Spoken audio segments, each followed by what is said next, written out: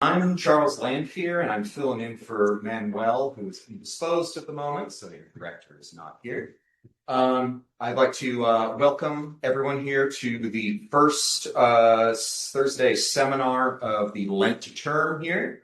Before we begin, actually, I am apparently obligated to inform everyone that there are fire exits out there, so should any of us spontaneously burst into flames, everyone else can exit the door here, go either to the end here or there, and get away from raging inferno. Anyway, it is my great pleasure to welcome back to the Institute Steve Farrall, who's a longtime friend of the Institute and a friend of mine. And Steve's going to be speaking to us today about a new Lever Human Trust funded project, looking at sort of how social and economic change at the national level is impacting the life course of people aging through sort of different periods of history in the UK, using a number of different longitudinal cohort data sets. After Steve's talk, there's going to be some time for Q&A, and then, of course, the normal drinks reception afterwards. And when asking questions in the Q&A, just make sure to introduce yourself, so Steve knows who you are. Dave, Right, thank you very much, Chuck, and thanks for the invitation and the hospitality. I was just thinking of a quick show of hands. Who grew up in Britain?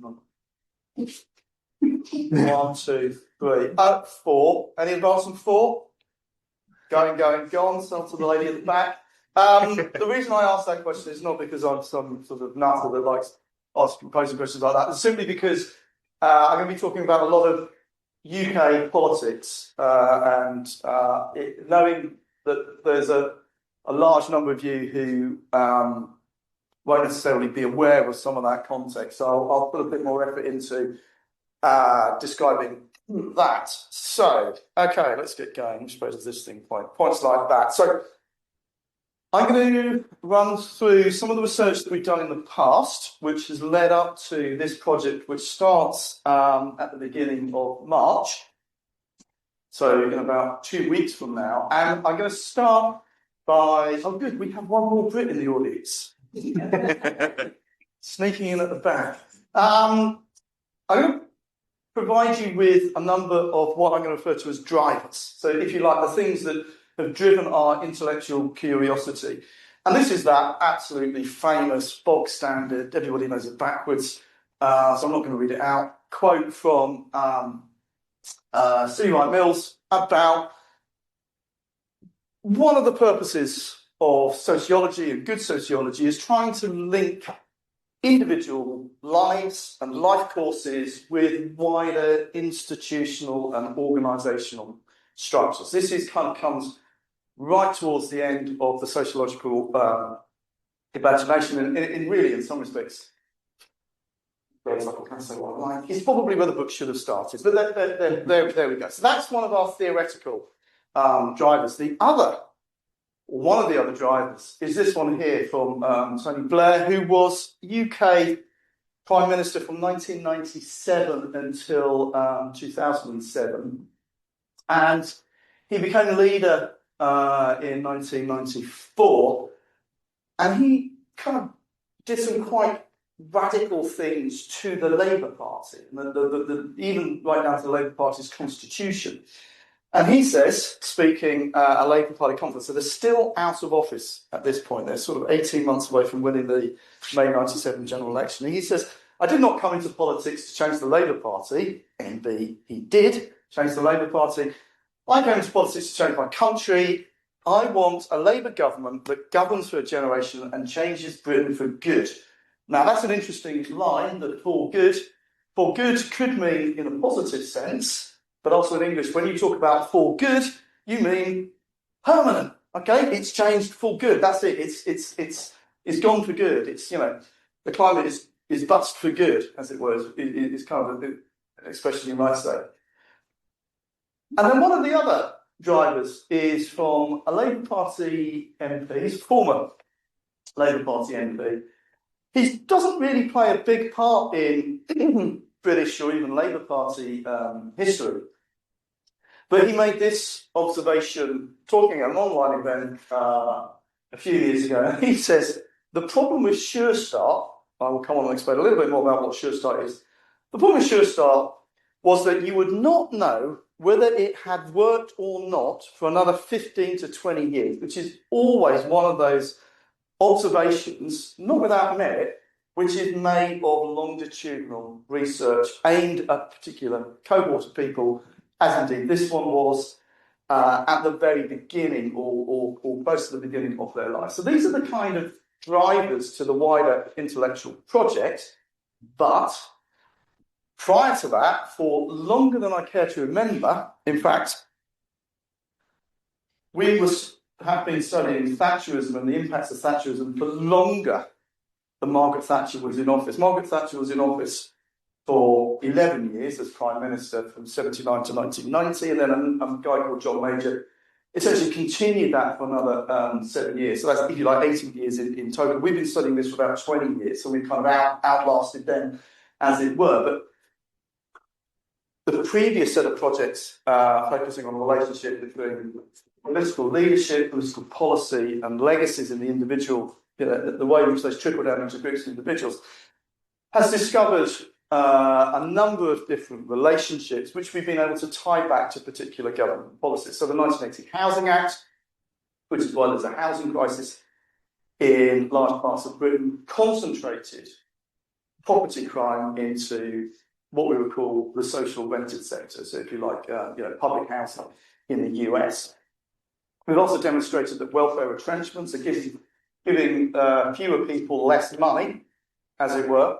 Also led to increases in offending amongst those individuals. If you take away income from the state, people respond, but some of that responses are illegal.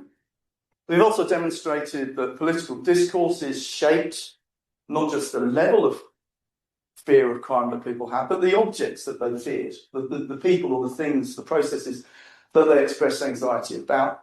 We've also shown, consistent with lots of other projects, a relationship between unemployment rates and property crime rates, which again is fairly well established in economic and some bits of criminological literature. And we've also shown that economic policies have led to geographically concentrated economic restructuring, and that economic restructuring is associated with offending not just early doors offending, but offending that then continues. So in some respects, it's one of those things that kick-starts criminal careers. And we've also shown that the impact of Thatcherism on the criminal justice system in terms of its level of punitiveness didn't occur while she was in office. She was too busy fixing the economy, dealing with housing, privatising, all sorts of other things, to be worried about the criminal justice system. The big impact in terms of change in the criminal justice system occurred after she had left office. And I would point to the 1993 Criminal Justice Act as really the kind of the start, the really serious ratcheting up of punitiveness in the criminal justice system. Criminal justice system is always going to have some degree of punitiveness. It is actually about, punishing people, so there's going to be punitiveness there. But the really big swing towards punitiveness takes place after Thatcher's left office. But we were able to kind of demonstrate that was kind of a consequence of some of the policies that her governments pursued, largely between 1981 and 1990. So let's think about economic restructuring in the UK. So this is economic restructuring. What we did was we've looked at the 1971 census and the 1981 census, and from that, I'm not going to go into the details too much of this, people particularly want me to. From that, we've produced this kind of map at the county level of Britain, which shows the levels of economic restructuring in that 10-year period. This is based on the census. And you have four large circles where you have high levels of economic restructuring. So if you like, the redder it gets, the more economic restructuring it was. So you have Central Belt Scotland, as we preferred, so Glasgow around there-ish, Edinburgh's over here-ish. You have the northeast shoulder of England, so that encompasses cities like Newcastle, Sunderland, Middlesbrough, what we could refer to, what we could refer to as, if you like, Central Belt England. So you've got that's the Humber estuary there. Merseyside is somewhere around about there. And then you've got the South Wales Valley. So lots of these places sit, in fact, on top of coal, because coal is, the historical driver to industrialisation in the UK. But they also include other things. You had shipbuilding on the Clyde, you had steel to the south of Glasgow, steel processing and shipbuilding in the North East Shoulder. This is lots of coal mining, really, around about central belt England. Cheshire, that's Cheshire there, interestingly, is a very rural county. Whenever I go to Cheshire, which isn't often, it kind of reminds me of Norfolk. It feels like that. It's kind of quite arable in lots of ways. So that Cheshire is a bit of an oddity in that sense. And South Wales, again, coal production and steel production as well. And of course, those things didn't just happen. You have all sorts of other things. You have huge, big marshalling yards that ferried coal around and moved bits of steel, etc., etc. So these four areas are the industrial heartlands of the UK, really, as I said, up until up until the early 1980s. So they would come in around about 15 years after that now. So what was their inheritance of the UK? What shape was the country in when they arrived in office in May 1997? Well, economically, it was doing very, very well, despite John Major's attempts to destroy bits of it from just after he won the election in 1992. The economy was on an upswing. It had really suffered during that early period that I mapped there for you. It was in the doldrums for a long period. There's high levels of unemployment, but by this point, in the late 1990s, the country was in a good shape economically, which isn't to say that it was in a good shape in terms of economic equality or lack of poverty, but generally, as a country, think of the country as one entity, it was in a pretty good shape. However, socially, that was a very different story. We have some of those areas I was showing you just a minute ago, very concentrated pockets of poverty and a growing level of economic inequality. If I were to map or show you over time, economic inequality in the UK is coming down really from 45 until the very late 1970s. And then after that, it increases quite a lot. Gordon Brown levels it out a little bit whilst he's in office, and then it's kind of, hovered around a similar level or increased slightly. But, at this point, we had seen quite dramatic levels of economic inequality. And of course, with that comes all of this kind of social disadvantage concentrated into small-ish neighbourhoods. So those counties that I was showing you, if you like, big areas. And within that, we have even worse, if you like, pockets of disadvantage. And those things were associated with unemployment, poor housing, poor educational outcomes for the children that were growing up in them. And these things were starting to become increasingly entrenched and increasingly, if you like, co-associated. They were not just appearing in isolation. You were getting kind of all of them, or you were getting none of them. And Labour's concern, amongst other things, was that this was starting to become so endemic that it would just become ever thus, and it would be impossible in some respects to kind of move those communities and those individuals beyond the state that they were in. So, what then was their response?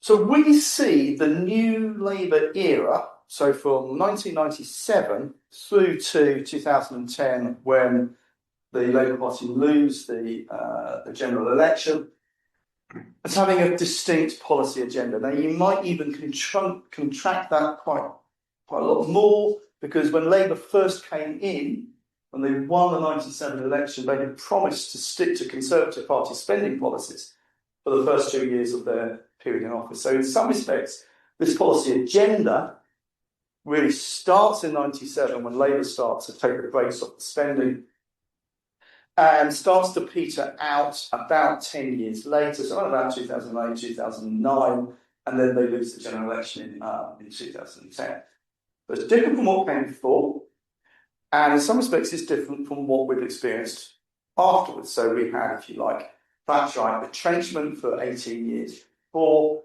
Labour came in.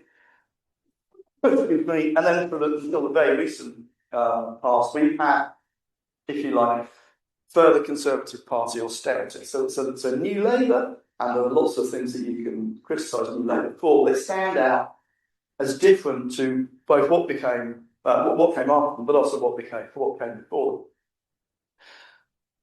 So lots of the things which Labour adopted were either aimed at individuals or were aimed at communities or were kind of aimed at a bit of both simultaneously. So in England we have what was called New Deal for communities. There were lots of New Deals. I think somebody's counted about 30 New Deals for young mothers, New Deals for long-term unemployed, New Deals for young people, New Deals for, everybody. And in Scotland, there's a similar thing called social inclusion partnerships, and very, very similar, again, around about 39 of those. And these were area-based initiatives, ABIs, sometimes referred to in the literature. And they attempted to deal with things at the individual level, like crime, unemployment, poor educational attainment, but also they attempted to deal with things at, if you like, a community level. So poor transport connections, bad housing, ill health, those sorts of things. And yeah, they kind of, where you say that's an individual problem, that's a community problem, it is not a straightforward thing because there's, public health issues and crime isn't just a thing for an individual, but they will attempt to tackle things at the individual level, but also to tackle things at a community level. We also have Sure Starts, which were a series of, if you like, simply sort of buildings located near impoverished areas that provided people with additional skills and additional learning, those sorts of things. We then have an absolutely bewildering range of zones: drug action zones, health action zones, housing action zones. I think there might even have been crime action zones on top of that, all sorts of zones that were kind of areas, again, area-based initiatives aimed at tackling particular problems. And lots of these places, lots of these things would have kind of overlapped in lots of different ways with them. Criminologists, whenever they think of Tony Blair, think of tough on crime, tough on the causes of crime, and yeah, he did say that, although it now sounds like it was Gordon Brown that thought that up. But there's also another quip, which when asked what Labour's priorities were they to win the 97 general election, Tony Blair said, education, education, education. But he's not just talking about education, he's not talking about these kind of institutions as education institutions. He's talking about compulsory education. So the kind of interventions, or the kind of experiences that kids in Britain have from, round about 4 through to, for very many of them, 16. So there's lots of that stuff which is really early years interventions. Okay, they are pouring money into impoverished communities because they have lots of money. And on top of having lots of money anyway, they recouped even more money with what they called a windfall tax on various companies. It just generated even more money that they could spend on things like the NHS and all of these interventions. It's a huge investment. And again, it went against what had happened previously. And most of it, should have started to some extent the exception, most of it got cancelled as soon as Cameron came in with the Liberal Party. So where were the SIPs, social inclusion partnerships, and where were the NDCs? Well, if you can think back to where those 4 circles were, and it's pretty easy to spot where they were, you've got a lot up here in Scotland. So that's, again, Central Belt Scotland, with Edinburgh round out there-ish, and Glasgow is never as close to the west coast as I think it is. It's kind of there-ish. And then you've got other big population centres like Motherwell, down to the south. So big, if you like, former industrial working class communities. And you can see huge big clusters there. You've got Aberdeen up there. There's Kirkcaldy near St Andrews there. That's Dundee. And then you've got some of these places down here were actually lots of former collieries. So there's a lot of coal mining in southern Scotland all the way down on the here. But they were, if you like, where the kit is. Then, of course, you've got the East Coast shoulder. You've got, that's Norwich. You guys are somewhere over here, I think. That's Nottingham, where I work. That's Sheffield, where I live. That's Merseyside. Manchester, Leeds, Hull. That's the West Midlands, Birmingham, Coventry, etc. You've got a huge collection in London. That's Luton. That's Bristol. That's Southampton. That's Brighton. That's Plymouth. Okay, so you've got these places. Largely, as you can remember, there's a line between the Wash and the Thames estuary, which is kind of, if you like, a conceptual boundary between the thing that we might call the south and that thing that we might call the north.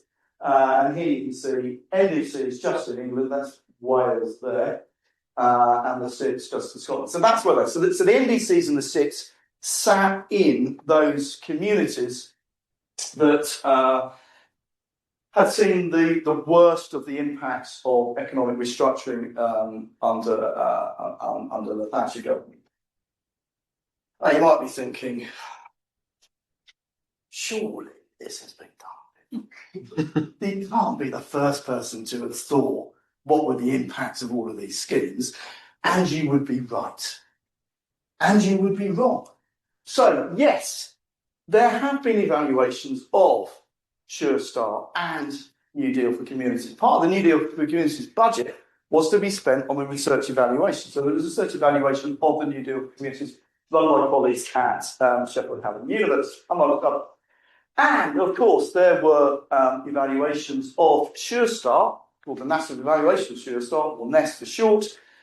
But lots of these evaluations stopped when the money stopped. So as soon as the New Deal for Communities stops working, that's it. Doesn't really evaluate it anymore.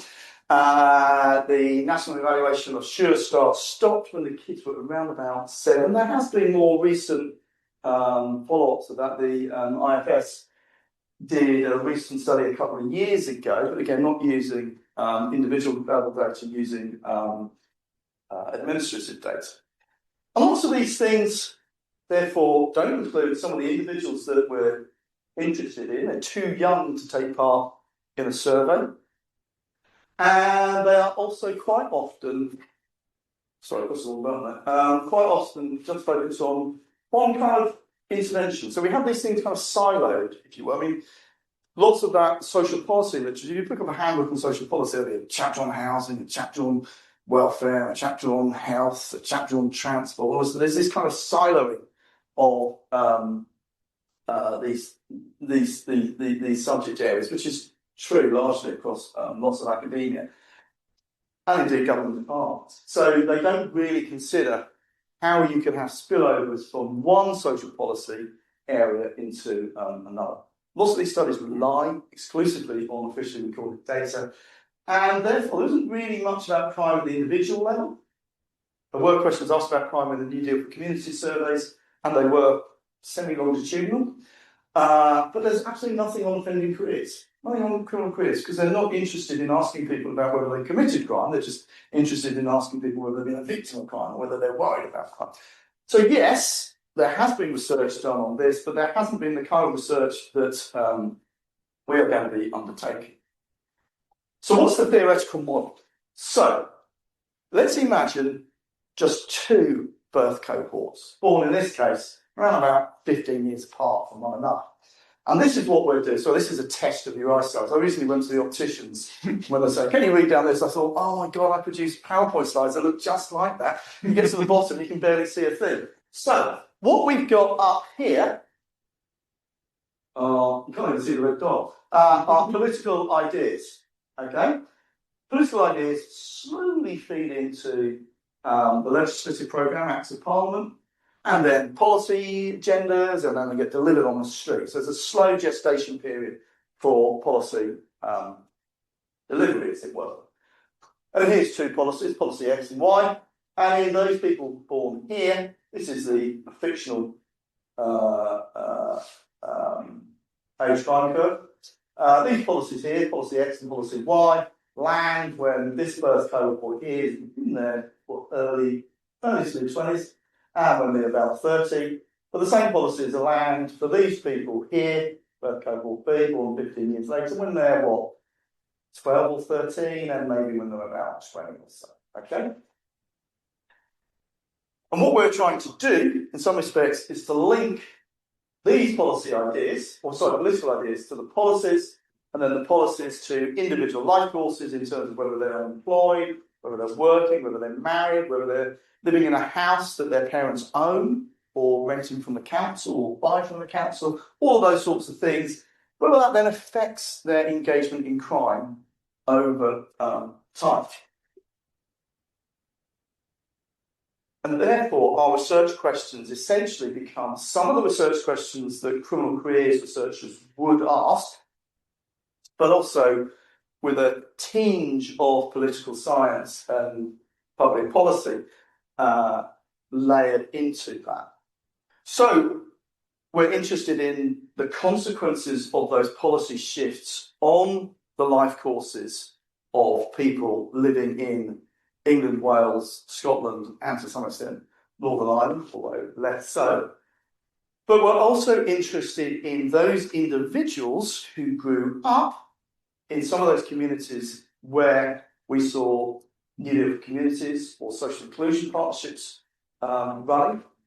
Those were partnerships, although those were programs that were attempting to reduce poverty, tackle truancy from school, affect youth outcomes. With those processes and a whole load of others, did they affect those children's engagement in crime when they were children? And also, did they then affect their engagement in crime when they were adults? Are you, if you like, suppressing engagement in crime, not just at the time, but then subsequently? Did they also make those people that you might refer to as vulnerable immune or insulated from crime and victimisation through not just their own improvement in living standards, but also the improvement in their parents and those communities more widely? We're also interested in the extent to which these things were evenly distributed. Lots of the NDCs and the SIPs, less so the SIPs, because at that point Scotland was much more ethnically homogenous than it is now.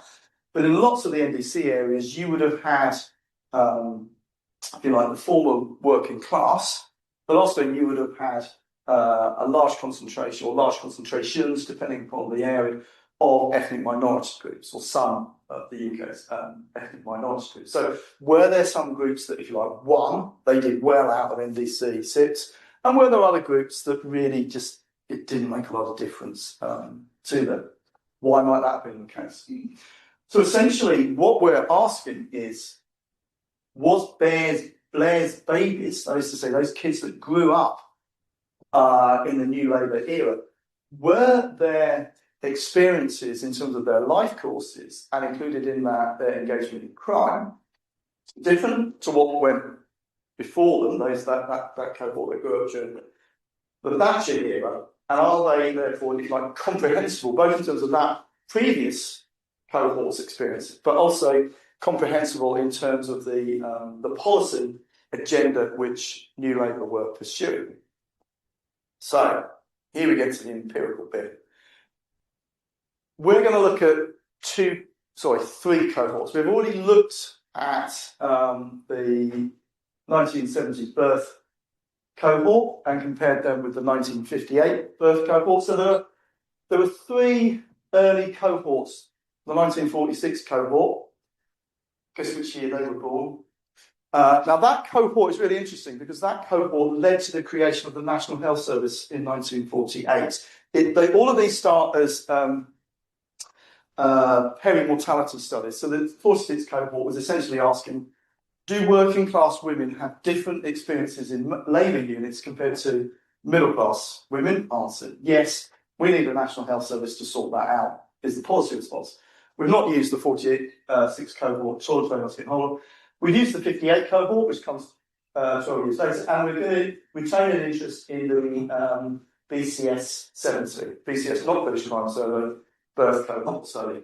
So they are every kid born in 1 week of, I think it's April 1970. So they're my compatriots at school. I was born in September 69, so they would be, the kids that are 5 or 6 months younger than I am. They are, if you like, Thatcher's children. That's what we referred to them before in all those publications I was summarising earlier, and that's what we're going to carry on referring to them at. They turned 15 whilst Thatcher was in office. They were 9 when she was first elected. Unlike the 58 cohort, we're 21, so those two kind of bookend the Thatcher generation. And we're going to use 2 more cohorts. There's next steps. Oops, keep pressing the wrong button, sorry. Next steps, which isn't a birth cohort, it's a school cohort. It's going to be like catch-up cohort. That, unfortunately, only covers kids who are living in England. But nevertheless, because lots of the policy interventions were exclusively in England, like the NDC, we can probably get away with that. And then, of course, there's the millennium cohort, who were kids born between 2000 and 2001, and that's all 4 countries of the UK. So it includes Scotland, obviously includes Wales, and Northern Ireland as well. So we can do kind of rather more with them. So the next steps are 7 or 8 when Labour are elected. So when Labour take the brakes off spending, they're now, 9 or 10? So they're starting to enter the secondary school education system, when we know particularly young boys are going to start becoming involved in crime. They are 21 to 22, so around about peak age of offending just as Labour leave. And the millennium cohort, of course, were twinkles in their parents' eyes when Labour were first elected, but were 9 or 10 when they left in 2010. So those 2 cohorts we're going to refer to as, think of as being Blair's babies. Now, what we're going to do, drawing on good old-fashioned life course thinking and the life course perspective more generally, is to treat these 3 in the same way that we treated the 58, 70s, if you like, strategically paired cohort studies. So they are sampled in pretty much the same way, slightly different for the next steps, of course. Similar populations, similar place. They are, with the exception of the 1946 cohort, funded by the Economic and Social Research Council and run by the Centre for Longitudinal Studies at University College London. Okay, so all of this data is publicly available. And so they are very similar. So not only do these surveys now, if you like, run in tandem, so they some of the field work is at the same time, but they get the same questions at the same age point, even if that's at a different time. Okay, so you can make direct comparisons, more or less, between these cohorts if you analyse it in the right way, as it were. So what we're essentially doing is saying, well, here's a cohort running along, these are their experiences. Oh, new government comes in, new policies come in. What does that do to the kids behind them? The kids that now reach that point in their lives, are they different? And then, thinking back to that diagram, can we relay that or relate that to their the policy agenda of that previous government?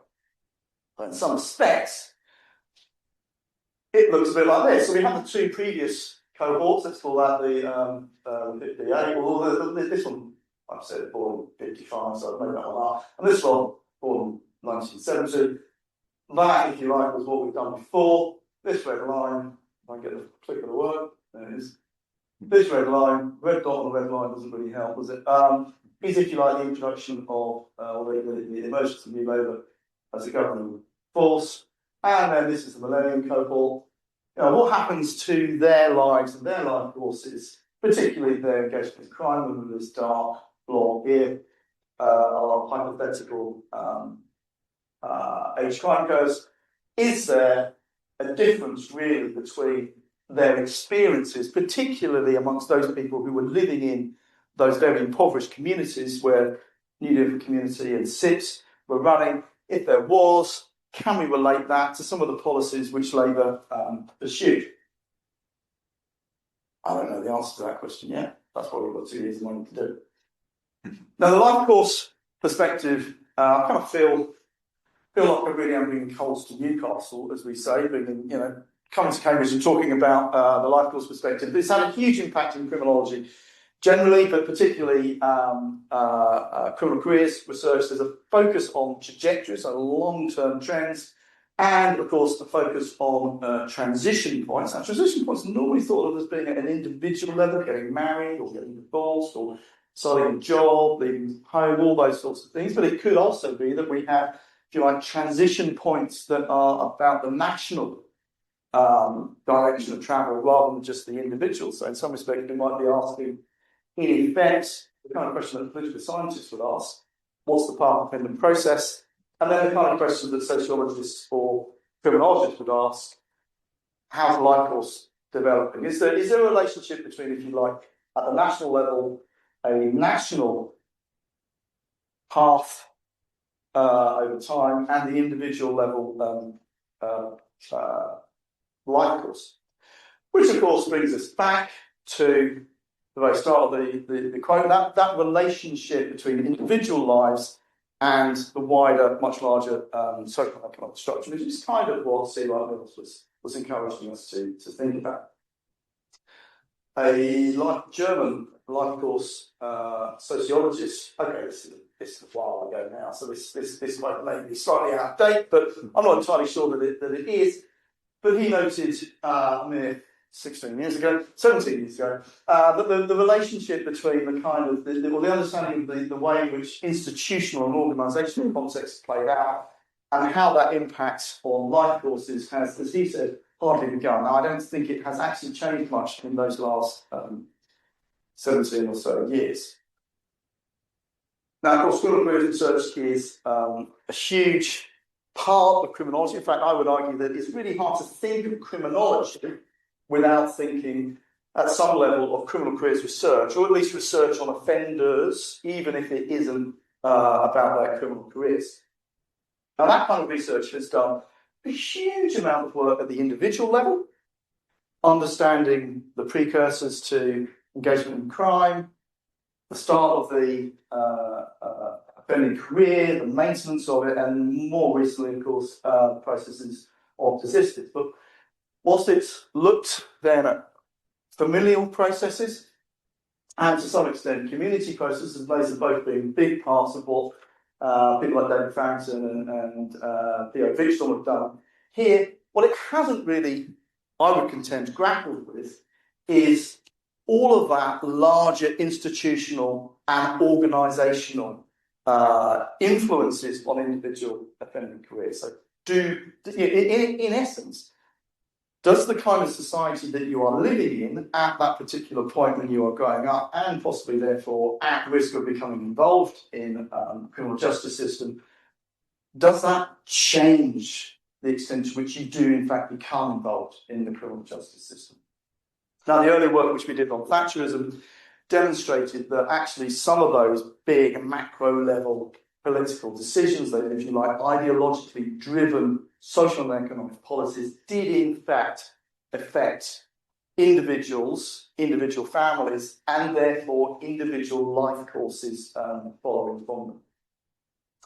So essentially what we're asking now is, what happened after that? What was the consequence of all of that stuff that New Labour invested in when they came to office in 97 and started to kind of take the place off in terms of spending in 99 onwards?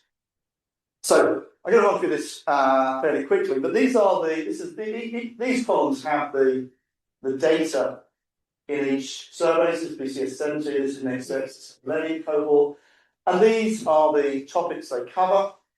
Some of them, obviously, they're asking a whole lot of other questions about would you go on holiday and how much do you weigh and all that sort of stuff. We're less interested in that, as you could imagine. So these are the sorts of things that we're interested in, and some other things here. So you've got NDC, you've got Sure Start, you've got crime reduction areas, educational maintenance allowance. These are tax credits which were given to families. Connections was a big thing, encouraging young people to get engaged in the economy or learning, better health provision, those sorts of things. And these are the years which the years and the ages at which the data is available. This is now out of date because the Millennium Cohort a couple of days ago released the latest tranche of data when the kids were age 23. They spent 2 years prepping it for release. So there's all of that sort of stuff. Then we've got all of these things here. This is index of multiple deprivation. So we have all of that. So what we will do is, in essence, compare these 3 cohorts over time and across space, looking at different countries. Now, one of the difficulties here is how you get that individual, that precise individual, and you plonk them into either a new deal for communities or a social inclusion partnership. There are variables in the Millennium Cohort that purport to do that, but I'm uncertain of their accuracy.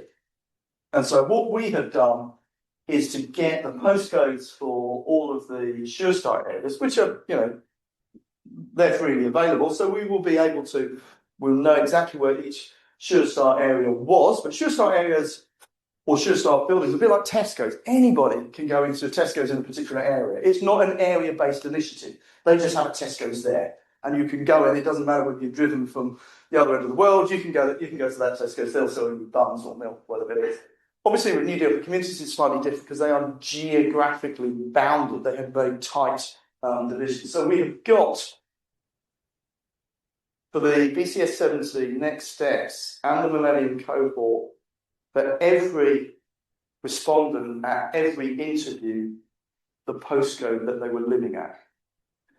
When we have worked out, which we are doing now, the postcodes that were in each NDC area, we will be able to then allocate each and every child, we hope, into an NDC area or an equivalently impoverished area, because they went for the top decile of deprivation, but of course there were a whole load more places that were equally deprived that didn't get NDC funding, and then everywhere else. Okay, so we will be able to put people into a number of different categories.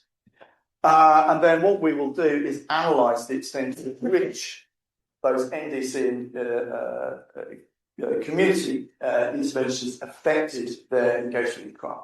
Sure, so as I said earlier, is both easier if we already have the postcodes and people don't live in an NDC area. But we will be able to identify the extent to which they are close to an NDC area. Okay, so what's the impact on knowledge? So when political scientists think about technical change, they think about macro and meso levels. When criminal careers researchers think about change, again, they tend to think at the individual level rather than the macro or the meso. So we are, in a sense, trying to bring those two together using some of the ideas, terminology, and ways of thinking from political science with some of the ideas, terminology, and thinking from that branch of criminology, i.e. criminal careers research. What are going to be some of the possible impacts on not just our evidence base, but some of our thinking around criminology, criminal explanation? Now, I know this is a bit strange to refer to something published in 1973, when even I was only 4, and many of you here won't even have been born as new, but in 1973, a book called The New Criminology was published. Now, they are essentially outlining a manifesto for doing criminology differently to what had happened previously, but they point to all sorts of things which, in some respects, we are starting to grapple with through this, like the way in which the social structure impacts the criminal process, the structural origins of the criminal act, i.e. the policy, the wider kind of legislative agenda. So in some respects, what we're doing, and also other people have used new criminology thinking in terms of the research that they do, but what we're trying to do in some respects is to apply that kind of new criminological thinking, in this case, to what seem like quite uncomfortable bedfellows to the new criminologists, i.e. large-scale, quantitative, repeat, surveys. So that is, in some respects, one of the things that we could end up making a contribution towards. What are the implications for criminal careers research? Well, I have been thinking for a long time that we need to move away from that focus on individual level factors in explaining why people become involved in crime. I think, to put it crudely, they're rather pathologizing. They make it sound like the people are the problem. And actually, in many cases, I mean, for those people who are interested in desistance, lots of the people that you interview, even though they may still be engaged in crime, they're actually sick of it. They're fed up with it. They're fed up with the criminal justice system. They're fed up with going to courts and magistrates, etc., etc. They want to be out of the game as well, as it were. So in that sense, they're not these big bad bogeymen that they've been constructed as, but they want to lead kind of much more comfortable, ordinary, less stressful lives. We'll also focus in a way that I don't think many other people, Chuck possibly accepted, can do, is to look at spatial and temporal variations in terms of the individual cohorts. And we know that from all the previous work that we did on Thatcherism, we know that there was, for that era, huge impacts on individual life forces and individual engagement in crime. But we have to remember that Thatcherism really was an outlier in many respects. It was incredibly radical when set up against what came before. Between, after the post-war war, really through until the early to mid-1970s, you have this thing that we've constructed as the post-war consensus. Okay, it wasn't quite as consensual as we imagined, but there's still a commitment to all sorts of things like full employment, to education systems, to, if you like, a mixed economy, rather than kind of neoliberal drive. That neoliberal drive started with Thatcherism. So in some respects, Thatcherism is not just dropping a pebble into the pool, it's dropping a boulder into the pool. But it's not simply going to be ripples. These are shock waves rather than ripples. That means that the consequences are therefore much easier to detect. They are bigger. They are more all-encompassing. Okay? And when we think back to those maps earlier, you saw a map of Britain, and you could say these were the levels of economic restructuring in those counties. And when I showed you the similar thing for the New Deal for communities, they were little stars in little communities that actually are quite small. Labour are doing something at different scale. Yes, they're investing lots of money, but they are going to have a much less geographical impact than was the case with Thatcherism. Does that mean we won't find an effect? I have absolutely no idea. When we were studying Thatcherism, I knew it was one effect because it was so all-encompassing. It really was.